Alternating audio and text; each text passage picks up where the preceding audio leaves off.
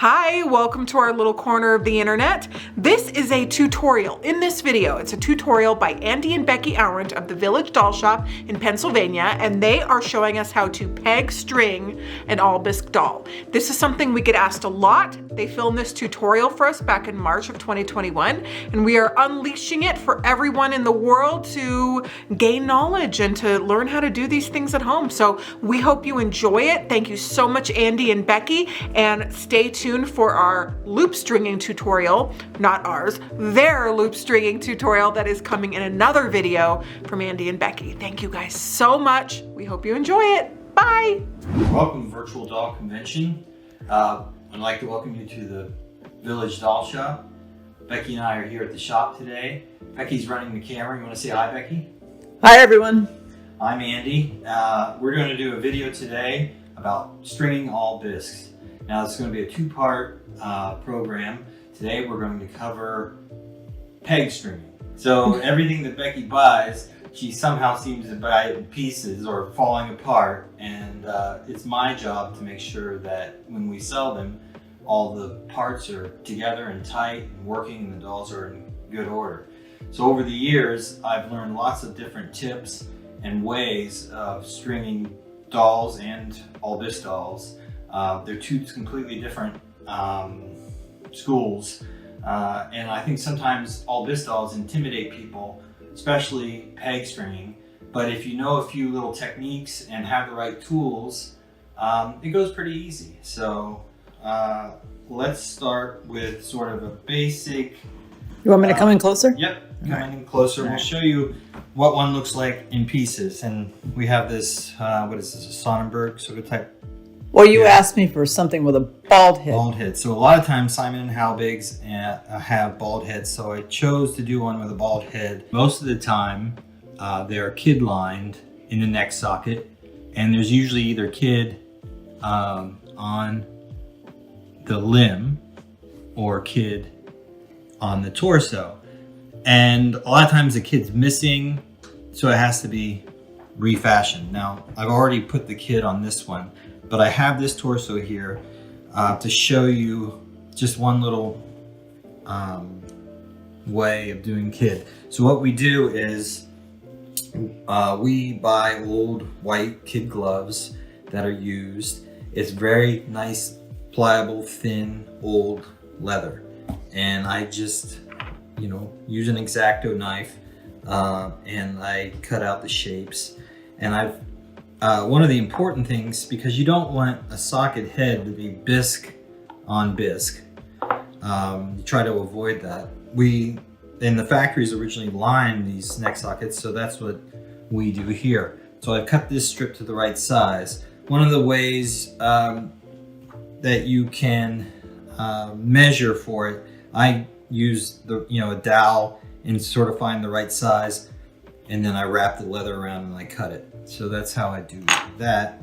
So it's like a collar, right? Yes, it's a collar. It keeps the neck from being bisque on bisque. I just apply a little high glue to the suede side. And see, it's sticky. Proof. Yep. All right. And I start from the front edge. And I use a needle tool. Uh-oh. And I just tap and I move it with the needle tool. Where do you buy needle tools? Craft store. Almost everything I've got here, I bought either online or a craft store. Like Michael's? Yep, or AC Moore. I don't know if they're still in business. Boy, that's old school. I think they're gone. Yeah. But you can find all this stuff on Amazon. Needle tools are every crafter. One of my favorite tools that I use most is the needle tool. And I just work my way around. That's its official name? Needle tool? Yeah. Yeah. All right. Just didn't want to lead anybody astray. Yeah. And you can see it just goes in easy and you let it dry. You can work with, I like to get them flush with the edge. All right. I can use my finger. Sometimes I use a dowel and I roll it just to get it smoothed down, nice and tight. And that's it. Wow. Now, do you push those sides down, like that part down a little bit? I mean, I'm going quick here, but usually I'm pretty fastidious and try to get it sort of smooth. flattened against the top of the bisque. You have to be careful that you don't push too far down, and then you got to try to work it back up. And the glue gives you enough time, working time, that it's you don't have to hurry. And I should say that about all this work. Let me see your glue. Never rush. So a lot of people use white glue. I'm not a big fan of white glue. There's white glue up there. Yep. I don't use white glue. I love high glue, and for years I've used high glue. And high glue is very difficult to work with traditionally because you have to warm it up. It's high glue in a liquid form. And actually it looks better. It has a little amber tint to it, and it looks old and original when you put them on. So that's why I love high glue. Preparation is everything with these all bisques. And the next thing, usually, especially with Simon Haubigs, you can't put a traditional neck button in there. The factories would just use a little dowel that they would fish in there. And Like a lot bar? of times it's down in there. Yeah, a little wooden bar. Okay. And sometimes they're difficult to get out of mignonettes and small dolls. I use a needle tool and I fish it out. But if you can't get it out, it's just push it out of the way and put a new one in. It's going to be okay in there. So I have some dowels here. I'm going to make the neck button for you and show you how we do that. Now, I go to the craft store and I buy lots of different sizes of dowels. I don't know if you can see them here. And these are just what sizes? in the craft section. What do they say? I'm I just curious. I just buy usually three different sizes because I have to take away less material. So I just pick the size for whatever I'm working with. Okay. I know people use toothpicks. I'm not a big fan of using toothpicks. They're obviously too small, and I don't like putting one piece into a peg hole. Multiple pieces into a peg hole. I like one solid piece so it'd be a strong joint. So I don't use toothpicks unless a toothpick is the right size. And the other thing maybe you can use, I brought it out, this is a chopstick. So if you're looking for a peg, you don't want to buy dowels, you have chopsticks around. I'm not a fan of using chopsticks because bamboo, I don't like the finish that I get when I use bamboo, but maybe you can find chopsticks that are made out of something other than bamboo. So I had that laying around, but I thought I'd mention it if you only have to do one piece, you don't want to go buy a bunch of dowels, use a chopstick.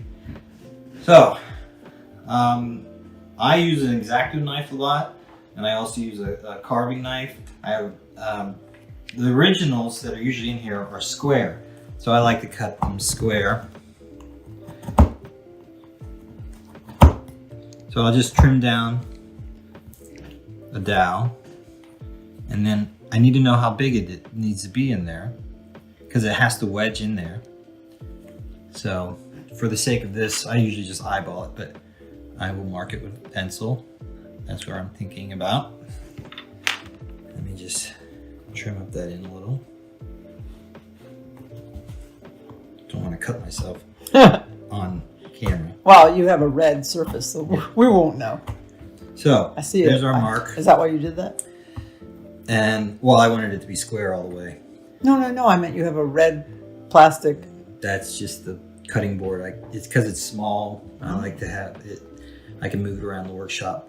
So I use a Dremel usually to cut these with a little cutting blade. But for the sake of people that don't want to go out and buy a lot of tools, one of the things you can just take an X-Acto knife and just roll it for a while. And what it does is it makes you a nice, clean cut. Maybe you won't want to go all the way. You can snap it off. Then I would take a piece of sandpaper, finish off the end. So now we have a nice, clean. Now the originals, I've taken apart a lot of original bisques, and I see how they made them. A lot of them would have a little notch in the middle, and the notch is it's easier for the stringing. You don't have to do this. I just think it's one little detail that I like to have in there. So, dollsparts.com. Dolls Parts is where I buy my stringing. You can buy stringing lots of other places. This is the #1 size, and that's what I like for most all this. They also have a smaller size that they sell. It doesn't have as much elastic give. But it's really thin. Yeah, this is great for really tiny all bisques. Or knotters. Yeah, use that for knotters. But the size that I generally use is the American-made size one. I think this is the German-made small size that they sell. So I will cut a piece of stringing. I always give myself plenty to work with. I don't worry, I can always buy more stringing. It's harder when the piece is too small. And you can tie it onto this. I like to loop them on. And the reason why I do that is I just like to be able to get the tension. So once I get it on, I think did you see how I did that, Beck? Yeah. I loop it on. I'd like to tell you this is the very first time I've ever watched you, because you don't allow me. Now I have it. Now I can watch this video and string my own. Now do you appreciate what I'm doing in the workshop all day? Yes, but... So I pulled that tight so that the elastic locks in around there. And I thought you were making pottery. I like to do that too when I have time. So you just fish this in. Okay. And I don't know if you can see, but it'll pull back out. I go in with a needle tool and I just try to make it 90 degrees. Can you see it in there? Yeah. So I've moved it with my needle tool so that it catches on both sides and has a nice strong connection. Yeah, I can pull that. You can eyeball it, obviously with these smaller dolls. I can see the hole. So I'd like to go, and it really depends on the doll. Some dolls, the head needs to go the stringing to the legs, and then that was pretty tricky. A lot of them, the stringing needs to go to the arms. And the reason why I like to do to the arms instead of the legs is when you string the head to the legs, it pulls straight up. So just to show you the other technique, if you don't have good coordination, go and get a small piece of wire and you make yourself a fish. You mean a hook? Yeah, well, like electricians call them fishes. All right. So but how am I going to see on that side? Fishing. Turn that. Okay. Okay. So I go in here. I bend it a little bit so that when I go in here, it pops it out of the neck socket. See it out here? See the fish? Yep. Now you're going to hook the elastic. Hook it on. Yeah. Now you can crimp it down if you don't want it to if you don't feel confident about staying on the end of the Did you ever mention that you're working on a towel? I do work on soft surfaces with this stuff. And we're here, I usually work in a workshop, but I am here in the shop the lighting today.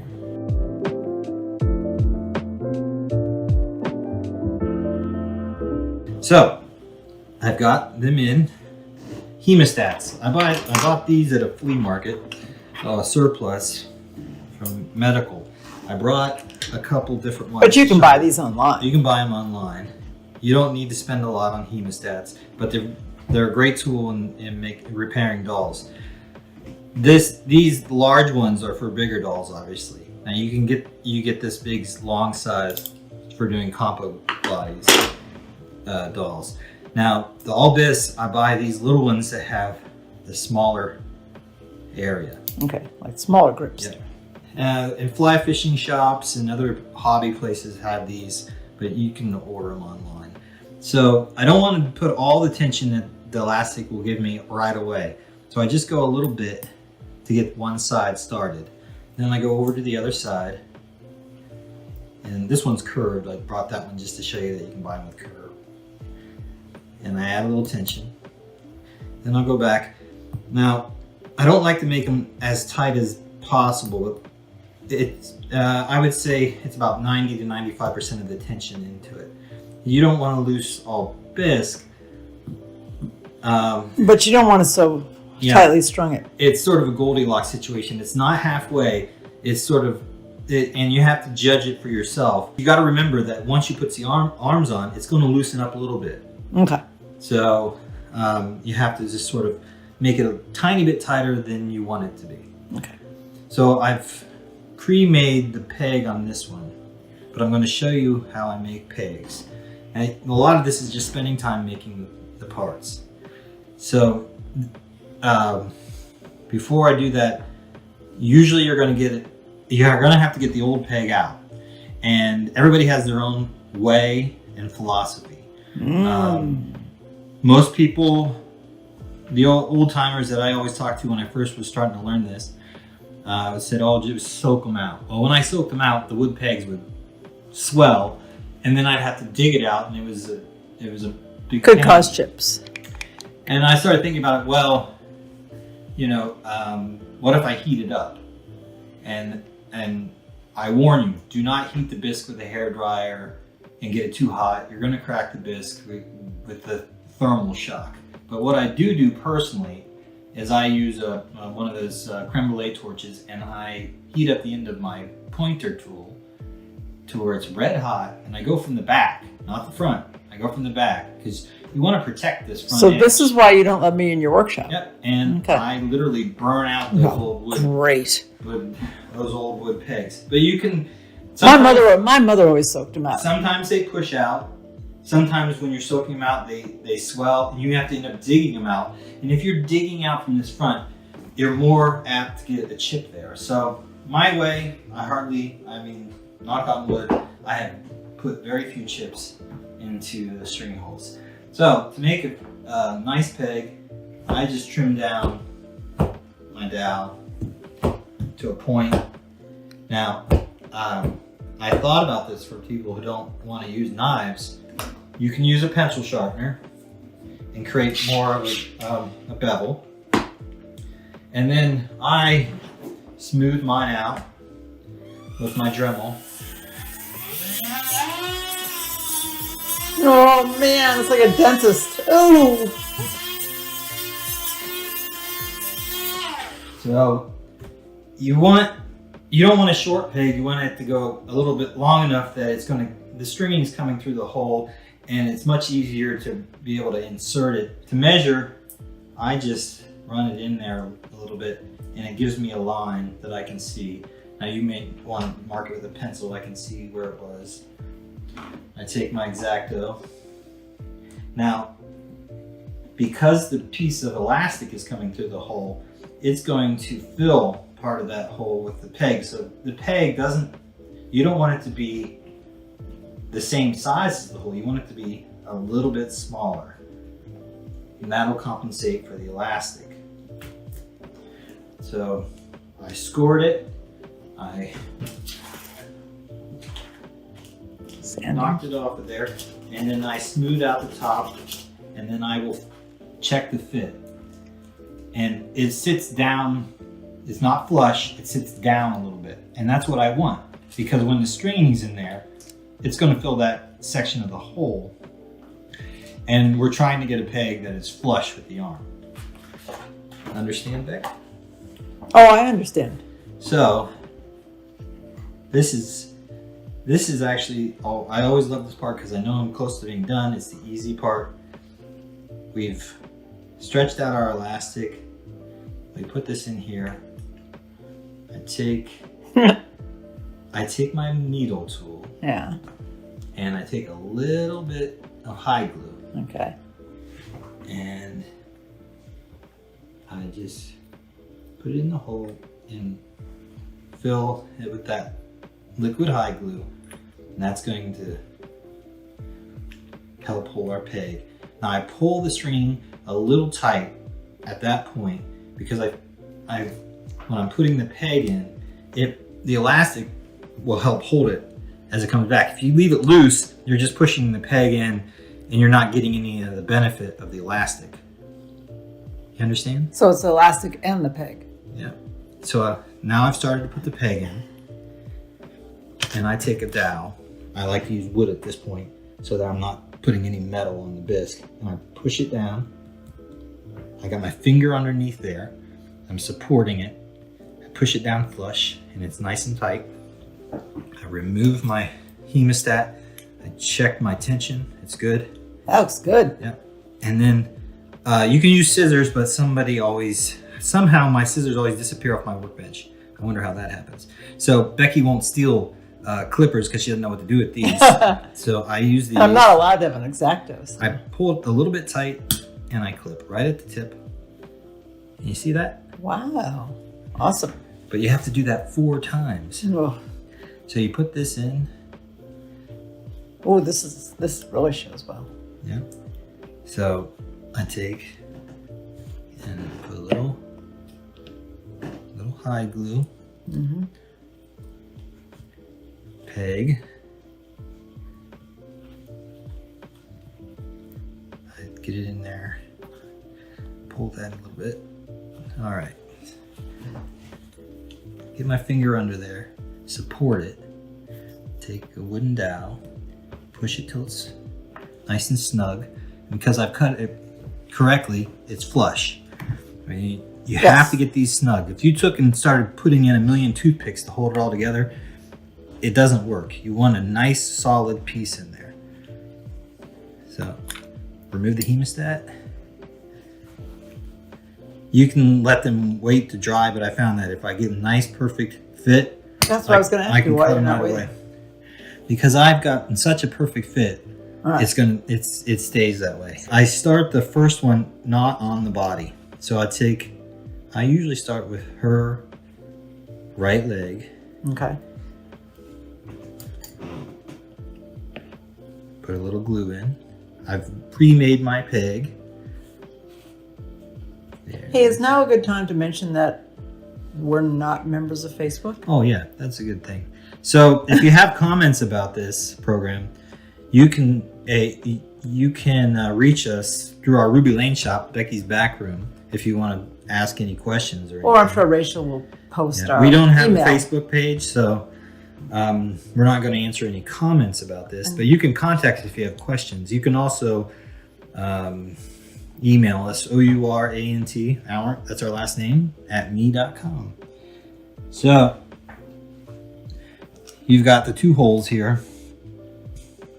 You can use your fish, or if you're lucky, you can just came run it right through. It was perfect. Well, it's because I've done it so much, but I would recommend making a little fish. Now, at Doll Parts, you can buy these larger ones. They're too big for all bisques, but they're great for bigger dolls. You want a fish that you can adjust and bend. So we put that one on. We only need 1 hemostat. Pull it tight. Click it in. Take our leg. Same thing. And I've adjusted it to the tension I want, which is about 90%. Pull that a little tight. Get a little hide glue. Just touch it in there. You don't want a ton because then you end up with a mess on the outside. Just trying to work clean. But that hide glue does have a nice, you say, amber tone that it even makes original. the wood look gold. So. Now I made this one just a little too large. It's almost flush. I'm pretty good, but I can't get it in there all the way. Well, no, I don't, unless I have to, I don't like to get near the bisque with a grinder or sandpaper. So I just try to fit them as well as I can. That's within my acceptable range. I wouldn't redo that. Okay. So, and then just a little clip. Okay. And a little clip. Can you turn her sideways or upwards? So I test for the tension. Will it hold its leg up? I always test that. It'll hold a pose. It's not sagging. So. Make her head swivel. Okay. And the tension is nice. So. Well, she's ready to go back in my case now. Yep. Thank you. So these are a little bit easier, obviously, because the opening to the head is open. So, oh, you had this one sort of already. And I pre-made, instead of trying to get a neck socket button in there, wooden button. Can you turn her head a little bit? I make a dowel and just fish it in there. And I've done the same thing. I run it through the arms. And on this one, I'm doing it to the arms from the head as well. If you do it to the legs, what happens is if you string it to the legs from here to here, it will pull up. The tension will pull them, and you'll get that. If you do it leg to leg, it pulls it this way, and they don't ride up. So that's why I go to the arms most of the time. Now, for every rule, there's an exception.